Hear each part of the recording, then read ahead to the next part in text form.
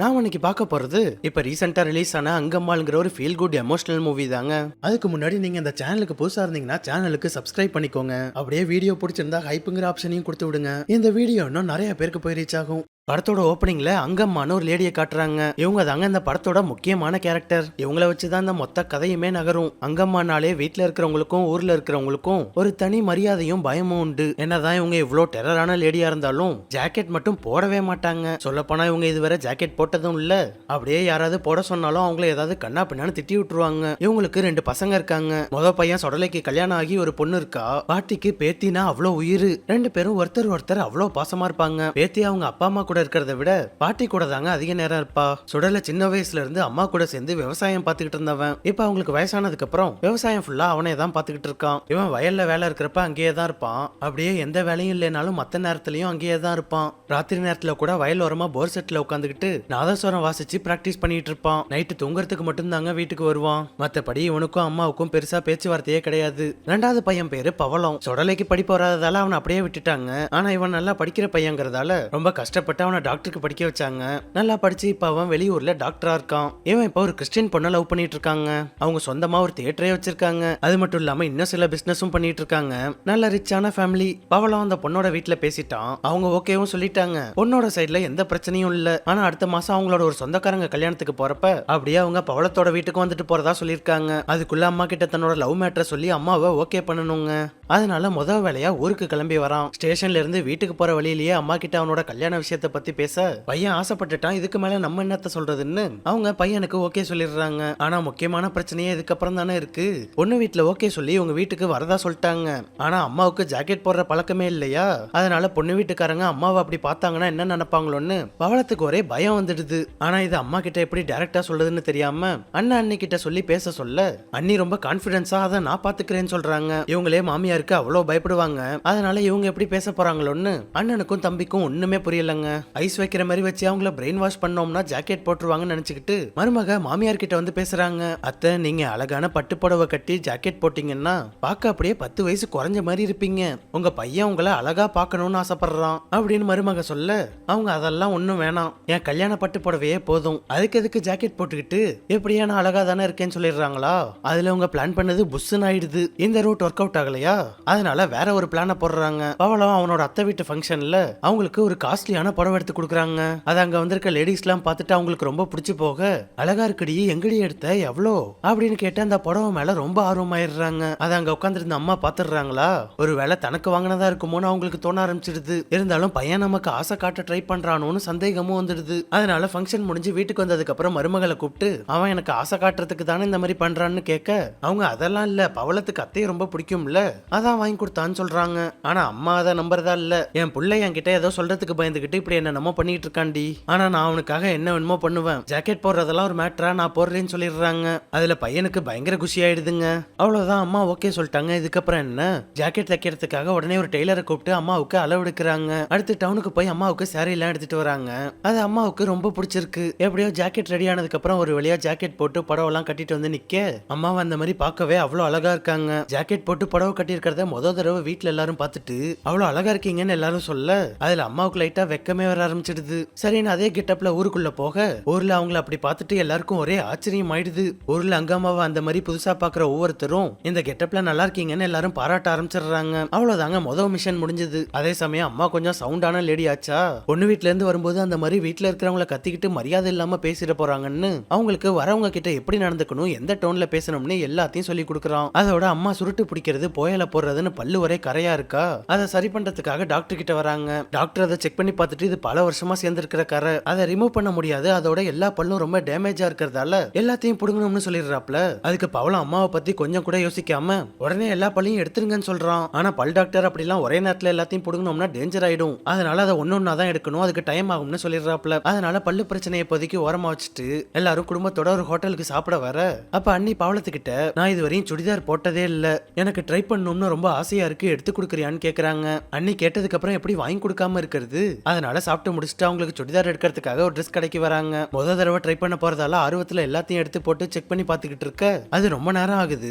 இப்போதைக்கு வீட்டுக்கு கிளம்புற மாதிரி தெரியல. ஏற்கனவே அம்மா வேற பையன் ஜாக்கெட் போட வச்சது, எப்படி பேசணும்னு கத்து கொடுத்தது, பல்லு புடுங்க வந்ததுன்னு உள்ளுக்குள்ள பல கடுப்புல இருக்காங்க. இது எல்லாத்தையும் மண்டையில போட்டு ஓட்டி பாத்துக்கிட்டு இருக்கப்பதான் பையனுக்கு அம்மாவை இப்படி பார்க்க பிடிக்கலையோன்னு தோண ஆரம்பிச்சிடுது. அதோட இப்ப இங்க லேட் ஆயிட்டு இருக்கிறதுல இன்னும் கடுப்பாயிடுதா.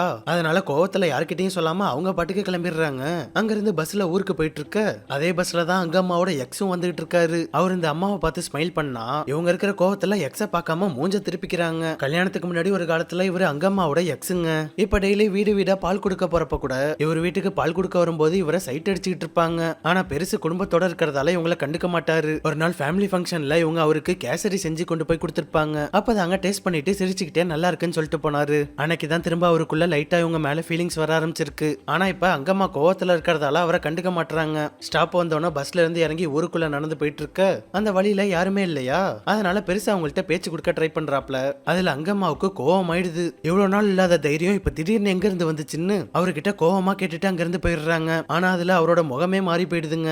அதே நேரம் ட்ரெஸ் எடுத்து முடிச்சுட்டு வெளில வந்தோன்னா அங்க அம்மாவை காணும்னு கடையில இருந்து வேகமா வீட்டுக்கு வர அங்க பார்த்தா அம்மாவை ஆள காணும். வீட்டுல வண்டியும் இல்ல. தனியா கிளம்பி வீட்டுக்கு வந்தாங்கல்ல, வந்தவங்க வண்டி எடுத்துக்கிட்டு வீட்டுல இருந்து வெளில கிளம்பிட்டாங்க. இருந்தாலும் அம்மா உள்ள இருப்பாங்களோன்னு எல்லாரும் அம்மாவை தேடி பரபரப்பா வீட்டுக்குள்ள போக அங்க பார்த்தா புள்ள வாங்கி கொடுத்த புடவை பிளவுஸ் எல்லாம் அடுப்புல எரிஞ்சுக்கிட்டு கிடக்கு. அதுலயே அம்மாவுக்கு இது எதுவுமே பிடிக்கலன்னு புரிஞ்சிடுதுங்க.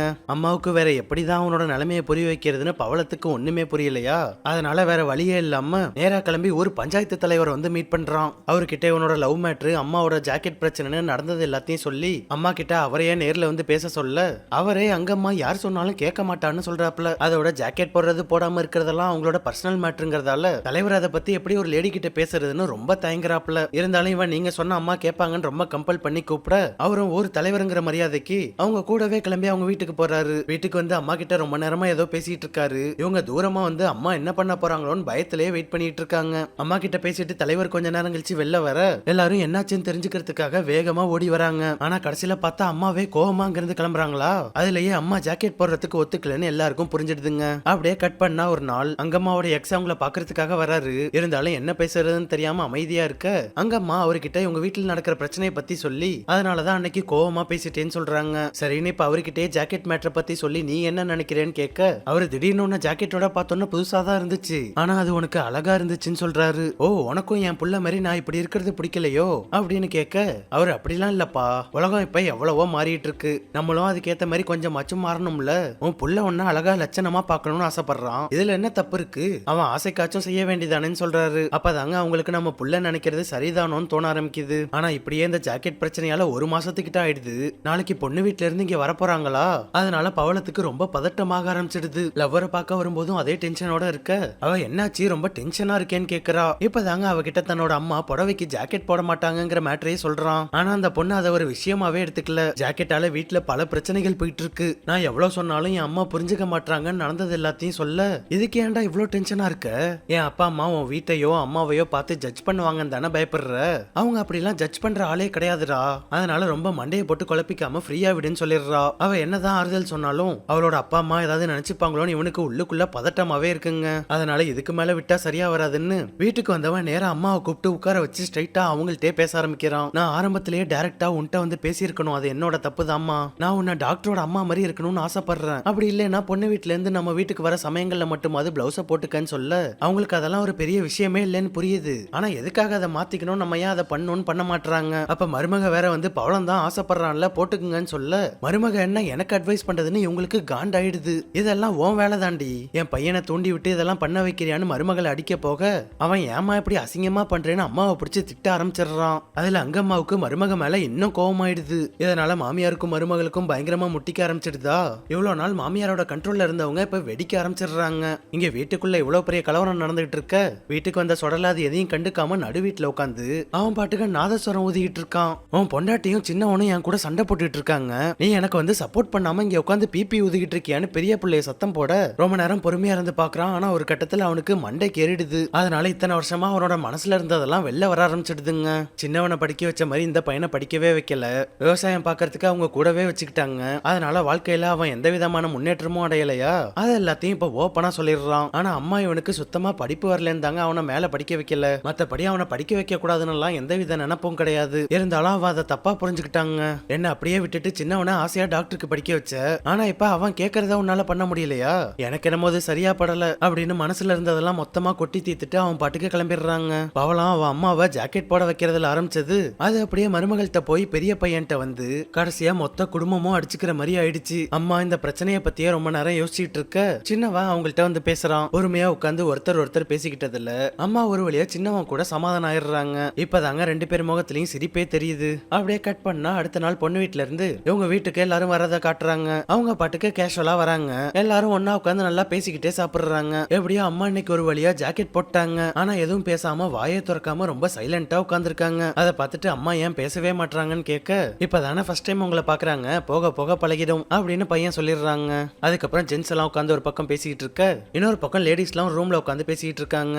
ஆனா அம்மா மட்டும் அவங்க யாரு கூடயும் கலந்துக்காம வெளில போய் அவங்க பாட்டுக்கு அவங்களோட வேலையை பார்த்துட்டு இருக்காங்க. உள்ள லவ்வரும் அவ அம்மாவும் அண்ணி கூட உட்காந்து பேசிட்டு இருக்க அப்ப பாப்பா சும்மா அவங்கள்ட்ட அவளோட டிராயிங் எல்லாம் காட்டிட்டு இருக்கா. அப்ப அந்த நோட்ல பார்த்தா உள்ள அங்க அம்மாவும் பேத்தியும் இருக்கிற ஒரு போட்டோ இருக்கு. அந்த போட்டோல அவங்க ஜாக்கெட் போடாம தான் இருக்காங்க. ஆனா லவ்வரும் அவளோட அம்மாவும் போட்டோவை பார்த்துட்டு போட்டோ நல்லா இருக்கு, அழகா இருக்காங்களேன்னு சொல்றாங்க. மத்தபடி ஹீரோ நினைக்கிற மாதிரி அவங்க எதுவுமே சொல்லலங்க. பொண்ணு வீட்டுக்காரங்க வந்து சாப்பிட்டுட்டு எல்லாரும் கூடயும் உட்காந்து பேசிட்டு கொஞ்ச நேரம் கழிச்சு வீட்டுல இருந்து கிளம்ப நல்லபடியா இவங்க எல்லாரும் அவங்கள வழி அனுப்பி வைக்கிறாங்க. மத்தபடி பவளம் பயந்த மாதிரிலாம் எதுவும் நடக்கலங்க. எப்படியோ எல்லாம் நல்லபடியா முடிஞ்சது. அப்படியே கட் பண்ணா இப்ப அன்னைக்கு ராத்திரி காட்டுறாங்க. பாட்டி பேத்திய தூங்க வச்சுக்கிட்டு இருக்காங்க. அப்பதாங்க பேத்தி ஒரு மேட்டரை சொல்லுது. பாட்டி ஜாக்கெட் இல்லாம இருக்கிற கெட்டப் எல்லாருக்கும் காட்டுறதுக்காக தான் வேணும்னே போட்டோவை நோட்டுக்குள்ள வச்சு எல்லாருக்கும் காட்டியிருக்கு. ஏமா அப்படி பண்ணேன்னு கேட்டா ஜாக்கெட் இல்லைன்னா கையில குத்தி இருக்க பச்சை மறைஞ்சிரும்னு சொன்னேன்ல, அதனாலதான் உன்னோட பச்சை தெரியுற மாதிரி இருக்கிற போட்டோவை காட்டினேன்னு சொல்லுது. இவங்க ஏன் ஜாக்கெட் போடாம இருக்காங்கன்னு பாப்பா ஒரு டைம் கேட்டிருந்தப்ப அவங்க கையில குத்தி இருக்க டாட்டூ மறைஞ்சிரும், அதனாலதான் போட மாட்டேன்னு சொல்லி இருந்திருப்பாங்க. அதை கரெக்டா பாப்பா ஞாபகம் வச்சு சொல்லுதா. அதுல பாட்டிக்கு அவ்வளவு ஹாப்பி ஆயிடுது. இப்படி எல்லாமே நல்லா ஃபீல் குட்டா தான் போயிட்டு இருக்கு. ஆனா அப்படி அந்த சீன்ல இருந்து கட் பண்ணா விடிய காலையில மருமக வாசல்ல உட்காந்து அழுதுகிட்டு இருக்கு. பையனும் அங்கேயும் இங்கேயும் சுத்தி முத்தி தேடி பார்த்துட்டு வந்து உட்காந்து அழுதுகிட்டு இருக்கான். எல்லாம் நல்லா தானே போயிட்டு இருந்துச்சு, என்னாச்சுன்னு பார்த்தா அங்கம்மா நைட்டோட நைட்டா வீட்டை விட்டே போயிட்டாங்கன்னு காட்டி அதோட அந்த படத்தையே முடிச்சிடுறாங்க. அங்கம்மா இவங்க யாரு கூடயுமே இருக்க பிடிக்காம தான் போயிருக்கணும். ஏன்னா மத்தபடி அவங்க வீட்டை விட்டு போறதுக்கான வேற எந்த ரீசனும் கிடையாது அப்படிங்கறத நம்மளே தாங்க புரிஞ்சுக்கணும். இந்த வீடியோ எப்படி இருந்துச்சுன்னு கமெண்ட்ஸ்ல சொல்லுங்க. பிடிச்சிருந்தா லைக் போடுங்க. சேனலுக்கு புதுசா இருந்தீங்கன்னா சப்ஸ்கிரைப் பண்ணிட்டு பக்கத்துல இருக்க பெல் ஐக்கான மறக்காம தட்டி விட்டுருங்க.